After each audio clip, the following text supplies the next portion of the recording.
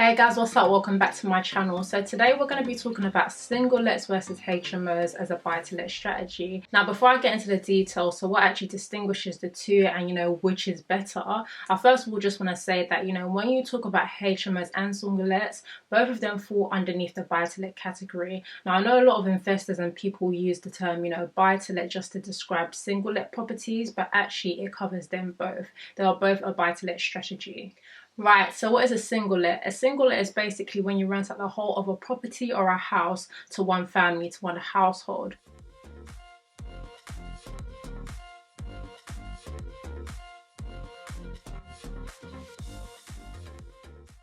Whereas a HMO is one whereby you have, multiple occupants. So you're renting out the rooms on a room by room basis. So if it's a 3-bed house, rather than renting out the whole house to one person, you're renting out each of those 3 individual rooms to 3 individual tenants. So what makes HMOs so much more popular amongst investors? Well, simply because of the fact that with HMOs you can generate more cash flow from a property. So I'll give an example. Let's say you have 2 3-bedroom houses. If you rent out one on a to a single household, you can maybe get £1,000 in rent. Whereas if you did it as a HMO and you rented out each of the individual rooms and each of those rooms were able to get £500 in rent, that means that you could get £1,500 in rent for that same sort of similar property versus £1,000 if you just rented out the room as a single let to one household. So now based on that, if I was to ask you, which would you go for as a strategy, you're more likely to say HMO, right? Because obviously it gives you more money. So the thing is, yes, HMOs will give you more cash flow, but the fact of the matter is they're not going to be for everyone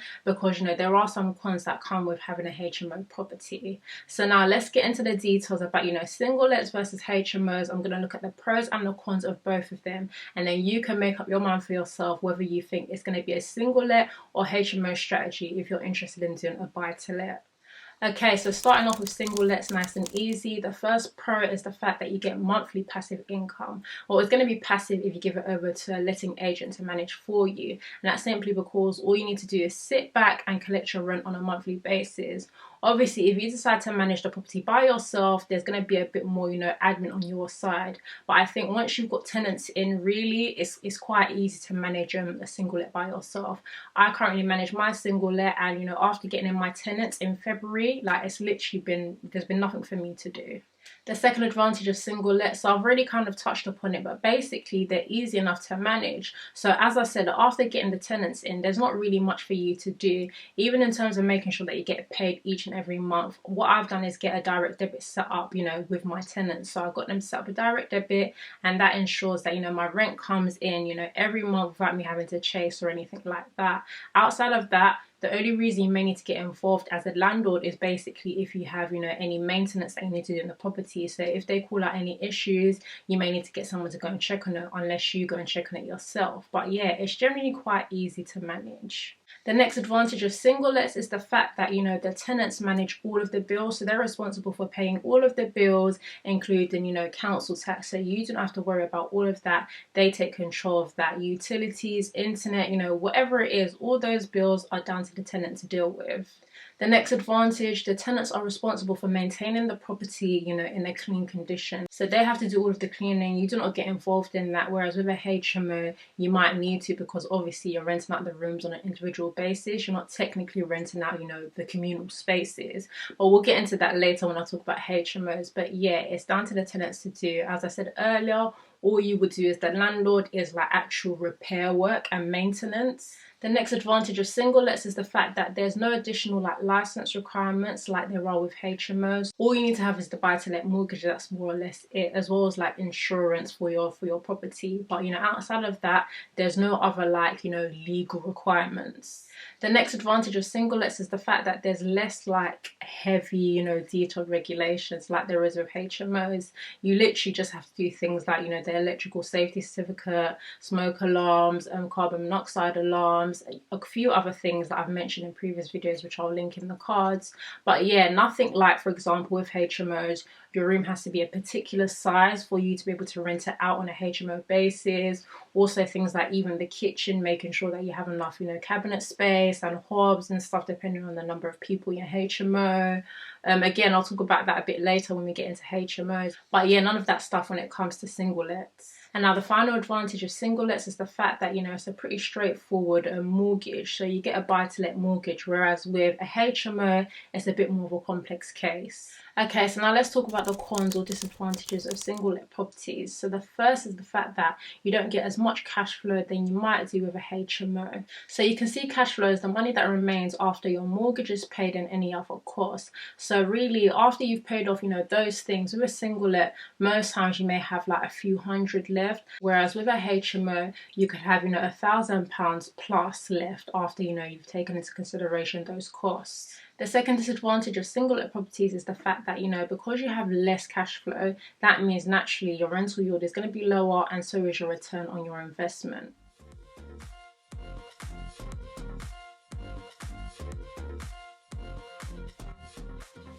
And now the third and final disadvantage is the fact that, void periods can be more costly with a single let property versus a HMO. And that's simply because with a single let, if you don't have a property tenanted for a period of time, that means you don't have any rental income coming in and you are responsible for paying for the mortgage. Whereas with a HMO, obviously you're renting out the rooms on an individual basis. So if one room isn't tenanted, you can still rely on the others, and more than likely that's still going to cover your mortgage and give you something to pocket.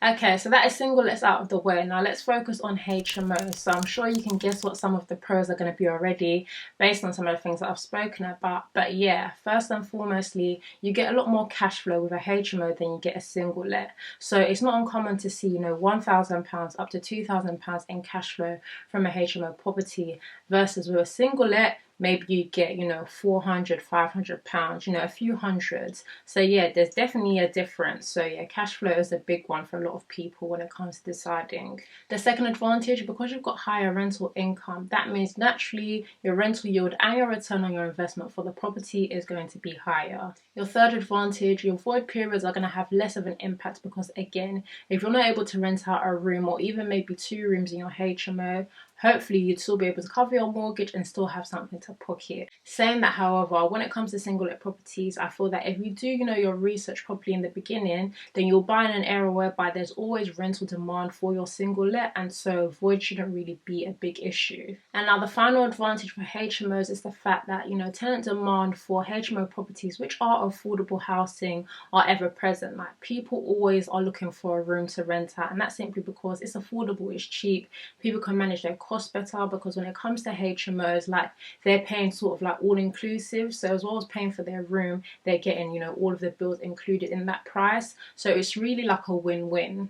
As well as that, HMOs tend to be more flexible also, which a lot of people do like and appreciate. The only thing I would say, however, is that, if you are going to do a HMO, I would get one that has a garden. So basically I would get a house over a flat for my HMO, and that's simply because, like, COVID has taught us that, a lot more people are, they're keen about their space. Everyone's been working from home, and so really you want to give people a bit of room to be able to move around. So outside of their room, where else can they go in the property? Can they go out to the garden? Is there, a living room even? Because some HMOs, they don't have a living area or, share communal space like that. So yeah, you need to take into consideration those things. Okay, so now let's talk about the cons of HMO properties. So first and foremostly, they are more time consuming. You've got more tenants to look after and therefore more time demanded of you. The only way that you could avoid this is basically if you're to get a letting agent or a management company to, take over management of the property for you. Outside of that, you need to do it yourself. So that includes things like even, maintaining the communal areas. So making sure that they remain clean. So you may need to get a cleaner in there, every now and then to clean the property. Even down to managing tenant relationships is so key because, at the end of the day, these are all individual people that don't know each other coming to live together. So you need to make sure that, there's harmony within the household, people get along, and if there's any disputes, that you need to be available to deal with that. The second disadvantage of HMOs is the fact that there is, quite a bit of regulation about them, from health and safety to regulations from the council, fire and all those kind of things. there's just a lot going on. So there's things like Article 4 direction, which basically means that nowadays you really need to apply for, planning permission to be able to convert a property into a HMO. So not even physical changes, but just the fact that, you need to ask for that permission to be able to change the use from a single dwelling, one household property to a HMO. Single council tax banding is also a thing now. I don't know if it's in place for all HMOs just yet, but basically, like, rather than charging council tax just over one house, now they can do it on a per room basis. So naturally, that's going to increase the cost of a property. Other physical regulations that cover HMOs is the fact that you need to have, fire doors within the property for the tenants. All the rooms need to have locks on them. Also, things like the size of a bedroom. Rooms need to be a particular size before you can actually rent it out to an individual or even a couple. So I think it depends on the council, like what size the rooms need to be. But yeah, things like that you need to consider. With a single let property, you don't need to worry about all of that. The next disadvantage is the fact that the landlord is responsible for paying all of the bills in a HMO. So as we've spoken about, that includes, council tax as well as all the utilities, water, electric, gas, everything, internet. You need to pay for it as the landlord. Of course, you'll make sure that that is included in the cost that, you're charging for rent. But yeah, it's your responsibility at the end of the day. The next disadvantage is the fact that you're likely to have to get a HMO license. So you have to apply for a HMO license, and if you are granted it, you need to pay, I think, anything from £300 to get that license. The second disadvantage is the fact that there's just more cost than with a single let. So we've already covered some of the costs that come with a HMO. But yeah, it's just quite a bit more than the cost associated with a single let. So that's the startup cost as well as, the running cost. So even down to the fact that with a HMO, you more than likely need to furnish it. Well, furnish it to a degree anyway, because that's just how it goes. Like, you can't offer an empty HMO. It doesn't work like that. The next disadvantage of HMOs is the fact that it's harder to get finance for it, especially if you're a first-time buyer. So when I say finance, I'm talking about mortgages. Like, they're a more complex case. It's not as straightforward as a buy-to-let, a single-let buy-to-let. And now the final disadvantage of HMOs is the fact that capital growth can be slower than compared to a single-let property. And that's simply because once you convert a property to a HMO, and this is more of the case of the bigger HMO, so let's say maybe a 6-bedroom, it's likely that when you decide that you want to sell it, it's going to be hard for you to sell it to anyone apart from other like specialist landlords. So other landlords are interested in HMOs, just because a family's not going to want to buy a HMO property because you've converted it, you've changed it, made it HMO proof and like suitable. So really a household's not going to want that kind of house. And of course, when it comes to selling on to another investor, they're going to want a good deal, and so it's unlikely that you're going to be able to charge a premium for your HMO property, selling it on to another investor. They're more likely going to want to buy another property for cheaper and then do it up the way they want to.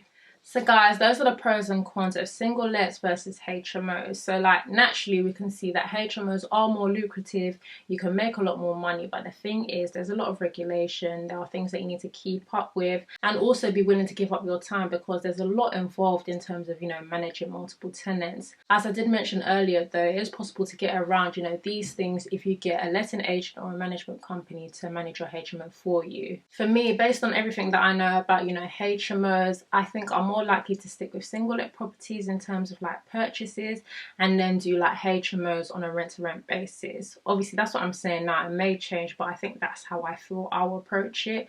I'm happy to take on HMOs on a rent to rent basis because then at least I've not paid for the property, and so let's say I needed to get out, it's just a case whereby I'll wait for my contract with the landlord to end and I don't need to worry about the fact that I bought this property, now it's a HMO, no one's going to want to buy it off me because it's a HMO, and all those kind of things. So guys, that brings me to the end of this video. Hopefully you found it useful. If you have done, make sure that you give it a thumbs up, and as usual, please do also let me know if there are any other topics that you'd like me to cover on my channel, and I'll do so. So thank you for watching, and I'll catch you later.